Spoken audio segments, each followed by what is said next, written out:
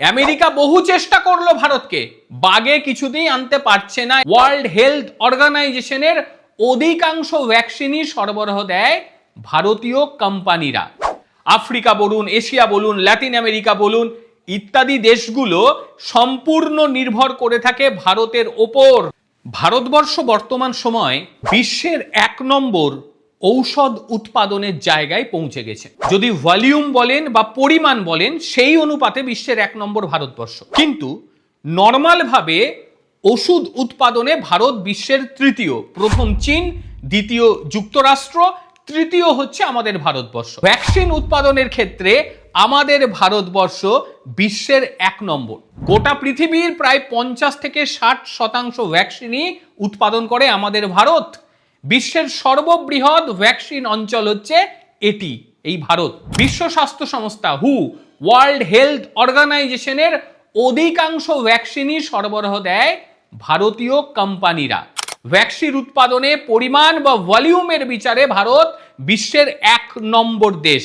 এর যে ডেটা, সেই ডেটা বিশ্লেষণ করে দেখতে পাওয়া যাচ্ছে যে ভারত যে ভ্যাকসিনগুলো উৎপাদন করছে বা জেনেরিক ঔষধগুলো উৎপাদন করছে, সেগুলোর গুণমান বিশ্বের অন্যান্য দেশের থেকে সব থেকে বেশি। এবারে জেনেরিক ঔষধ বিষয়টা কি, আর এটাতে ভারতবর্ষ 1 নম্বর কিভাবে হয়ে গেল, এটাও একটু দেখতে হবে আমাদের। এই জেনেরিক ঔষধে ভারতবর্ষ গোটা পৃথিবীর 50% ঔষধ নিজেরাই তৈরি করে ফেলে। মানে অর্ধেক ঔষধ তারা তৈরি করছে। টিকা বলুন, ভ্যাকসিন বলুন, এগুলো যেভাবে ভারতবর্ষ উৎপাদন করছে এবং তার বিশ্বের গুণমান একেবারে সর্বাধিক।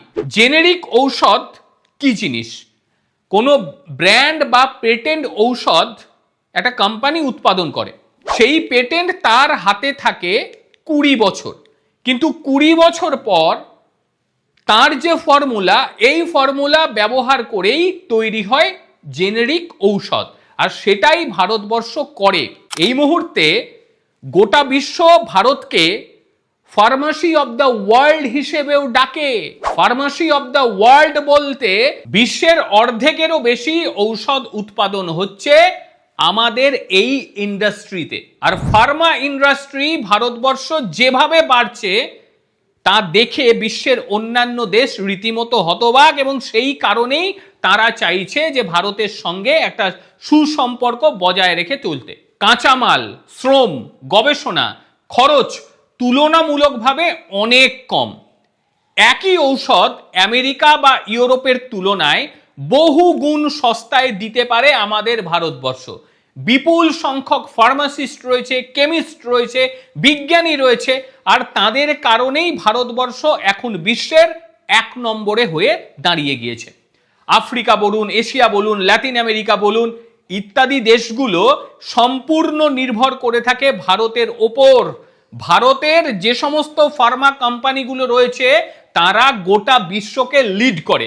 যেমন সান ফার্মা রয়েছে, ডক্টর রেড্ডি রয়েছে, সিপলা রয়েছে, অরবিন্দ ফার্মা রয়েছে, লুপিন রয়েছে। এরা হচ্ছে বিশ্বের বড় বড় কোম্পানি, আর এরা সবই হচ্ছে ভারতীয়, এবং জেনেরিক ঔষধ উৎপাদনে এরা গোটা বিশ্বকে শাসন করে। কম খরচ প্রথমত ভারতে, দক্ষ মানুষজন রয়েছে এবং সঠিক সরকারি নীতি, এই সবগুলো মিলিয়ে মিশিয়ে ভারত আজ বিশ্বের 1 নম্বর জায়গায় দাঁড়িয়ে গিয়েছে। আমেরিকা সব ক্ষেত্রে ট্যারিফ লাগাচ্ছে, কিন্তু আমেরিকা ট্যারিফ লাগাতে পারছে না কোথায়? এই ফার্মা ক্ষেত্রে। কারণ ঔষধের ওপর যদি আমেরিকা ট্যারিফ লাগিয়ে দেয়, আমেরিকার স্বাস্থ্য ব্যবস্থা একেবারে ভেঙে পড়বে। কারণ আমেরিকার অর্ধেকের থেকে বেশি ঔষধ পৌঁছয় ভারত থেকে। ভারত থেকেই যায় জেনেরিক ঔষধ। আমেরিকায় যে ঔষধগুলো তৈরি হচ্ছে তার দাম এবং গুণমান তার থেকে অনেক ভালো ভারতের ঔষধ। তাই কম দামে মানুষজন এই ঔষধ খেয়ে বেঁচে থাকে। গোটা বিশ্বকে বাঁচিয়ে রেখেছে আমাদের ভারতবর্ষ, এটা মানতে হবে। যতই ওই ছুঁচো মার্কা দেশগুলো কথাবার্তা বলুক না কেন, কিচ্ছু যায় আসে না ভারতের। কারণ ভারতবর্ষ যেভাবে ঔষধ উৎপাদন করে গোটা বিশ্বে সরবরাহ করছে, সেটা প্রমাণ করে যে ভারতবর্ষ কি পারে। আমেরিকা বহু চেষ্টা করলো ভারতকে, বাগে কিছুতেই আনতে পারছে না, এবং বাগে আনতে পারছে না এই কারণেই, কারণ ভারতের সাপ্লাই চেনটি ভীষণ স্ট্রং, গোটা বিশ্ব দিচ্ছে। আর এই যা পরিস্থিতি, এই পরিস্থিতিতে শুধুমাত্র ইউরোপীয়রা এসে যে ভারতের সঙ্গে ট্রেড করতে চাইছে, ফ্রি ট্রেড এগ্রিমেন্ট করতে চাইছে এমনটি নয়। এশিয়ার দেশগুলো রয়েছে, ল্যাটিন আমেরিকার দেশগুলো রয়েছে, তারা প্রত্যেকে চাইছে ভারতের সঙ্গে সম্পর্কে ঠিকঠাক জায়গায় নিয়ে যাওয়া। কারণ ভারতের সঙ্গে সম্পর্ক যদি ঠিকঠাক জায়গায় নিয়ে যায় সেই ক্ষেত্রে তাদের লাভ হবে সব থেকে বেশি। কারণ এই মুহূর্তে ভারত যেভাবে গড়ে উঠছে তাতে বিশ্বের অন্যান্য দেশ সেই নিরাপত্তা ভারতের কাছ থেকে পাচ্ছে। আমেরিকার ওপরে যে কোনো রকম নিরাপত্তা নেই সেটা বুঝে নিয়েছে ইউরোপীয়রা। এতদিন আমেরিকার ওপরে বল ভরসা ছিল, এখন আমেরিকাই বলছে ভাই তোমাদের দেশ আমি দখল করব। অপরদিকে দ্বিতীয় পার্টে যদি দেখেন তাহলে দেখতে হবে চীনকে। চীন পারে, কিন্তু চীনের ওপর বিশ্বাস কোনো কালে গোটা বিশ্ব করেনি, কারণ চীনের আগ্রাসী মনোভাব অত্যাধিক। সেই কারণে চীনের ওপরে বিশ্বাসযোগ্যতা বিশ্বের অন্যান্য দেশে নেই। পড়ে থাকলো কে? ভারতবর্ষ। ভারতবর্ষ গোটা বিশ্বের মধ্যে এমন একটা দেশ যারা ট্রাস্টেড, যাদের উপরে ভরসা করা যায়, যাদের উপরে বিশ্বাস রাখা যায় এবং যাদের কথার দাম রয়েছে। তারা যদি বলে এটা করব তাহলে সেটা করবেই। কোনো দেশের উপরে আক্রমণের কোনো বিষয় নেই ভারতের। ভারতবর্ষ এইভাবেই নিজেদের তৈরি করছে। এবং সবচেয়ে যেটা গুরুত্বপূর্ণ বিষয়, যে ভারতে ঔষধ তৈরি করার ক্ষেত্রে যেটা সবচেয়ে সুবিধে সেটা হচ্ছে ভারতের লোকবল।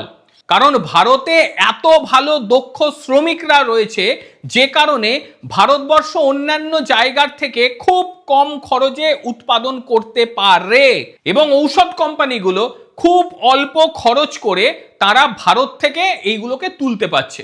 কারণ ইন্ডাস্ট্রিটা এইরকম হয়ে গিয়েছে, গবেষক রয়েছে খুব ভালো, দক্ষ শ্রমিক রয়েছে খুব ভালো, কেমিস্ট রয়েছে খুব ভালো, যে কারণে এটা করা সম্ভব। যাই হোক, ভারত যেভাবে এগোচ্ছে তাতে বিশ্বের অন্যান্য দেশ নত স্বীকার করতে বাধ্য হবে। কারণ স্বাস্থ্য সম্পদ, আর সেই স্বাস্থ্যকে ধরে রাখতে গেলে ঔষধ সবার আগে প্রয়োজন।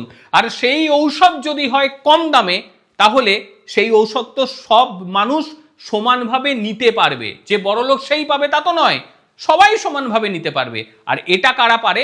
এটা পারে ভারতবর্ষ। ভ্যাকসিনের ক্ষেত্রেও ঠিক একভাবেই প্রযোজ্য।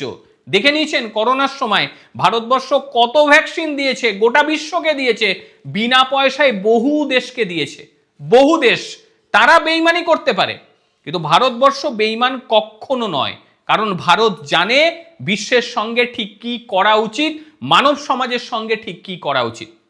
আজকের প্রতিবেদন আপনাদের ঠিক কিরকম লাগলো অবশ্যই জানাবেন। আর তারই সঙ্গে ভারতবর্ষ যে 1 নম্বর জায়গায় পৌঁছে গিয়েছে এই বিষয়টা আপনাদের ঠিক কিরকম লাগছে সেটাও জানাবেন।